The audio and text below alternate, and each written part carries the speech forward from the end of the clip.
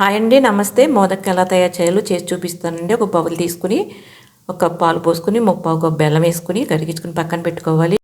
Mixie జార్లో cup పుట్నాల పప్పు, కొన్ని బాదం, కొన్ని జీడిపప్పులు వేసుకుని మెత్తగా గ్రైండ్ చేసుకుని పక్కన పెట్టుకోవాలి. మనం కరిగించి పెట్టుకున్న పాలు వడకట్టుకుని అందులో పాలపొడి వేసుకుని కలిపి పక్కన పెట్టుకోవాలి.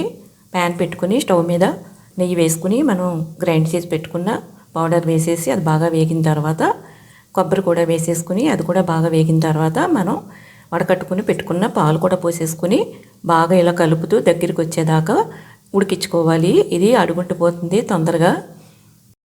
స్టవ్లో ఫ్లేమ్లో పెట్టుకుని కలుపుతూ ఉండాలండి. దగ్గరికి వచ్చేసిన తర్వాత ఇలా మోదక్ మౌల్కి కొంచెం నెయ్యి రాసుకుని మనకు నచ్చిన నట్స్ వేసుకుని చాలా ఈజీగా ఇలా చేసేసుకోవచ్చండి. చూడండి ఎంత బాగా వచ్చిందో. నేనైతే పిస్తా వేసాను. మీకు నచ్చితే మీరు కూడా ట్రై చేయండి. థ్యాంక్ యూ అండి.